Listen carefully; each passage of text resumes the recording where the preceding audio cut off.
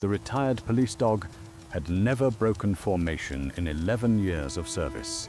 Then a stranger screamed once, and the old shepherd tore across the park like the badge on his collar still meant something.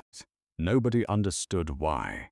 Not the man holding the leash, not the woman on the ground, not even the dog himself, until the truth came looking for both of them 3 days later. The morning had started like every other morning in Fairview Park.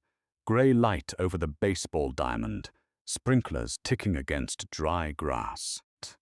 An old man named Walter Briggs, sitting on the third bench from the fountain, a paper cup of gas station coffee cooling in his hand, and beside him, lying with his chin flat against his paws, an 11-year-old German shepherd named Duke had been a K9 once.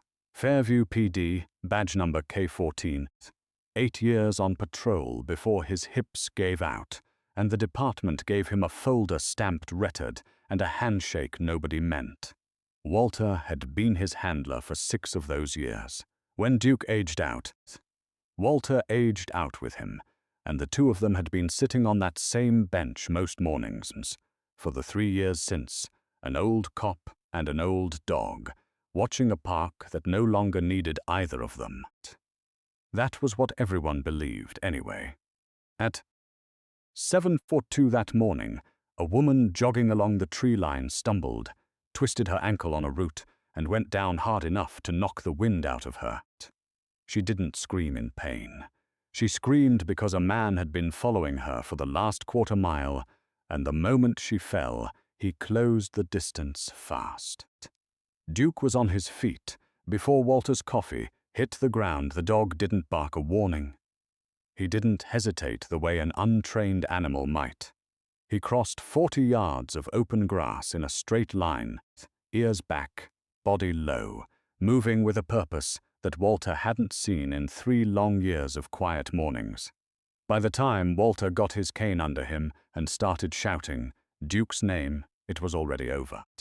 The man was on his back in the wet grass, Duke's jaws locked firmly around his forearm, not tearing, not thrashing, just holding, the exact way a trained patrol dog holds a suspect until backup arrives. "Duke, out!" Walter bellowed, and for the first time in 3 years, Duke obeyed a command that wasn't come or sit or stay.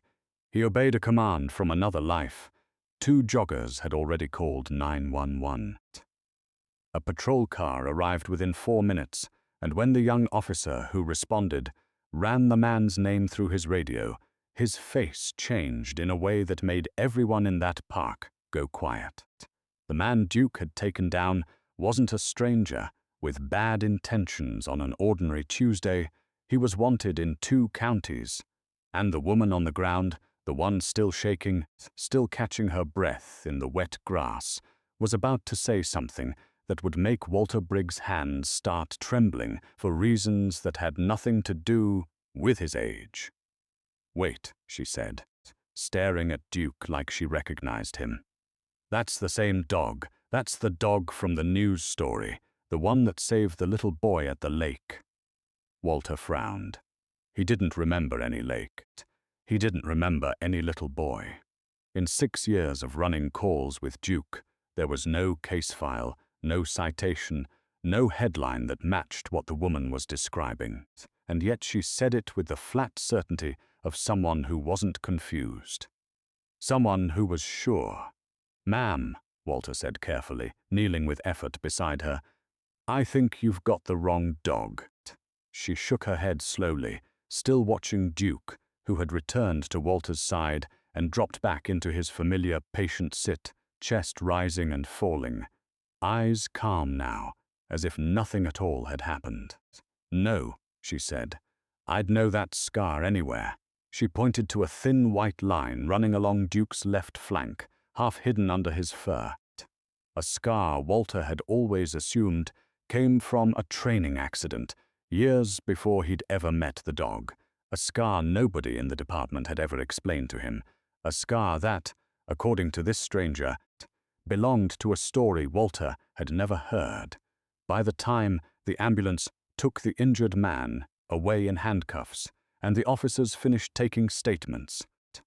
Walter was left standing in the middle of Fairview Park, holding a leash attached to a dog he suddenly realized he didn't fully know. 11 years together, 6 of them on the job, 5 in quiet retirement, and somewhere in there was a piece of Duke's history that had never made it into any file Walter had ever read. That night, Walter didn't sleep. He sat at his kitchen table with a cup of coffee he never drank, and Duke's old service folder spread open in front of him, the same folder he'd been handed the day the department let Duke go. Intake records, vet checks, a training certification. Nothing about a lake, nothing about a little boy. But there, tucked into the very back pocket of the folder, in an envelope Walter had never bothered to open because the outside was simply marked prior assignment, was a single photograph that made his chest go tight. A younger Duke, maybe 2 years old, sitting beside a different handler entirely, a woman in uniform Walter had never met, and behind them both, a lake Walter didn't recognize, 3 states away from anywhere Duke had ever been assigned. According to every record Walter thought he knew, Walter Briggs had believed, for 11 years, that he was the only handler Duke ever had. He was about to learn he wasn't even the first. Walter turned the photograph over with hands that had stopped being steady the moment he saw the woman's face. On the back, in faded pencil, someone had written a name and a date. Officer M. Reyes, Camp Verde K-9 Unit. 6 years before Duke had ever come to Fairview. 6 years. An entire assignment, an entire handler, an entire chapter of Duke's life that had simply never been mentioned. Walter had signed adoption paperwork that listed Duke as coming from a shelter transfer program. No prior K-9 service noted. No prior handler noted. Just a healthy 2-year-old shepherd flagged for police training potential. Someone had erased 6 years off a working dog's record, and working dogs didn't get their records erased by accident. Walter didn't sleep that night.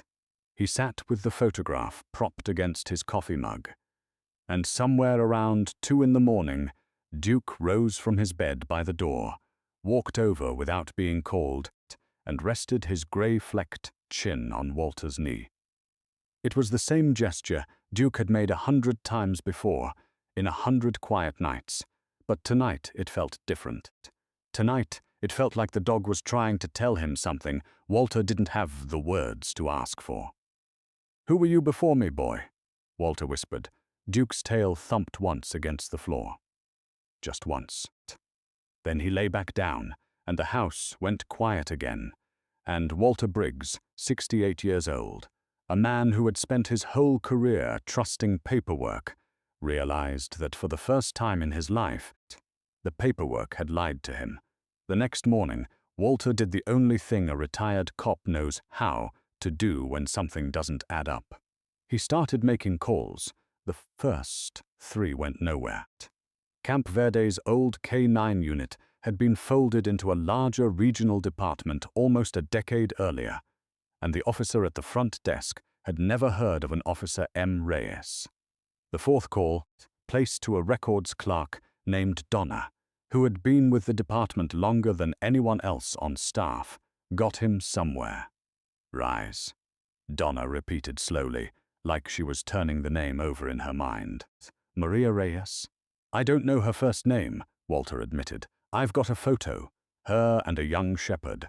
K-9 unit, 6-7 years back." There was a long pause on the line. Long enough that Walter thought the call had dropped. "Mr. Briggs," Donna said finally, her voice quieter than before, "can I ask why you're looking for her?" "I've got her dog," Walter said. "Or I thought I had my dog. Now I'm not so sure whose dog he really is." Another pause. Then Donna told him something that made the coffee cup shake in Walter's hand. Maria Reyes had died in the line of duty 7 years earlier. A domestic disturbance call that went wrong in ways the official report never fully explained. Her K-9 partner, a 2-year-old shepherd named Bishop, had been the only one to walk out of that house that night. The department, unable to place a dog that had witnessed his handler's death and refused to work with anyone else afterward, had quietly transferred him out of the unit through a shelter placement program designed to erase difficult cases from active rosters. Walter set the phone down slowly. Bishop, not Duke. Bishop. The department hadn't renamed him by accident either. A dog that traumatized couldn't be trusted to perform, and a department that had already failed to protect its own officer couldn't afford the paperwork trail of admitting why. So they buried it.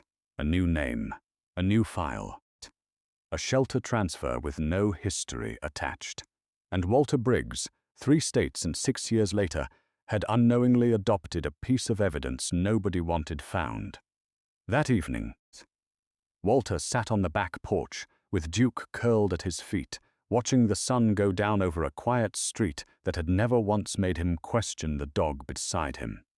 Now, every quiet year felt different. Every calm night, every gentle nudge of that graying muzzle against his hand carried a weight Walter hadn't understood he was holding. "You watched her die," Walter said softly, and Duke's ears lifted at the tone of his voice, even if the words meant nothing to him. "And they took you away and gave you to me, and never said a word." Duke exhaled a long breath and pressed closer against Walter's leg, the same instinctive comfort he'd offered 100 times over the years without either of them knowing why he was so good at it. Walter finally understood. Duke wasn't just trained to protect. He had learned the hardest way an animal can learn anything, what it cost to lose the person you were sworn to guard. And some part of him, buried under a new name and a new life, had never stopped watching for the moment it might happen again. That was why he'd crossed 40 yards of open grass without a command. That was why he hadn't hesitated. Somewhere in Duke's memory, a woman on the ground meant danger closing in, and 11 years of quiet retirement hadn't erased what his first handler's death had carved into him. Walter picked up the phone one more time that night and called Donna back.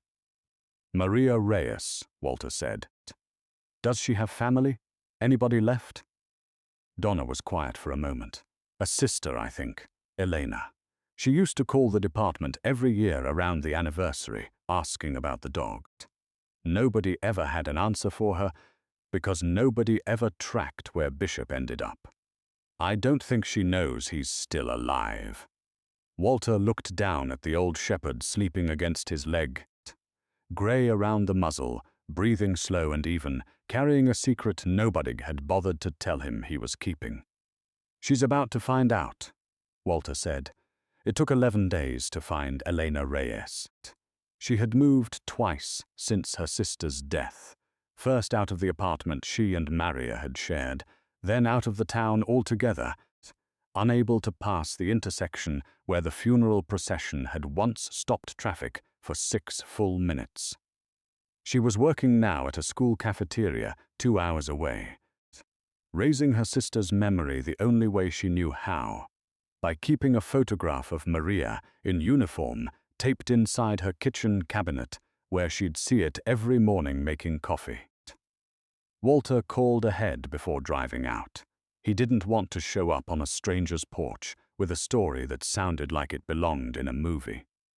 He explained who he was, what he'd found, and what he believed, as plainly and carefully as he could, the way he used to deliver hard news to families back when he still wore a badge. Elena didn't say much on the phone. She asked one question. "Does he still have the scar? On his left side, shaped like a crescent?" Walter looked down at Duke, at the thin white line, hidden beneath graying fur. "Yes, ma'am, he does." There was a long silence, and then a sound that Walter recognized immediately, the sound of someone trying very hard not to cry where a stranger could hear it. "I'll be there Saturday," Elena said. Saturday came gray and quiet. The same kind of morning Fairview Park always seemed to offer, sprinklers ticking, dew still heavy on the grass. Walter arrived early with Duke on his leash, choosing the same bench where the whole thing had started 11 days before. Not because it meant anything to Duke, but because Walter needed somewhere steady to stand while his own hands shook. Elena Reyes arrived a few minutes past 9, stepping out of a rideshare car in a plain grey coat, clutching a small canvas bag against her chest like it held something fragile. She stopped 20 feet away and simply stood there, staring across the grass at the old shepherd sitting patiently beside a stranger's bench. Duke lifted his head, his ears swiveled forward, and then, slowly, deliberately, the same way he'd once crossed 40 yards of open grass, without a single command, he rose to his feet and began walking toward her. Walter didn't hold the leash back. He let it go slack in his hand. Duke closed the distance between them at a walk that grew steadier with every step. And when he reached Elena, he didn't jump, didn't bark, didn't do anything a normal dog might do meeting a stranger. He simply pressed his head against her knees and stood there, perfectly still, the same quiet, grounding weight he'd offered Walter 100 nights before. Elena sank to the wet grass, without seeming to notice the cold, wrapping both arms around the old dog's neck, her face buried in fur that still, after 7 long years, carried some trace of a memory neither of them could explain in words. "Bishop," she whispered, the old name settling over him like something finally returning to its rightful place. "I found you. I finally found you." Duke, or Bishop, or whatever name truly belonged to him, let out a low, trembling sound that wasn't quite a whine and wasn't quite a sigh.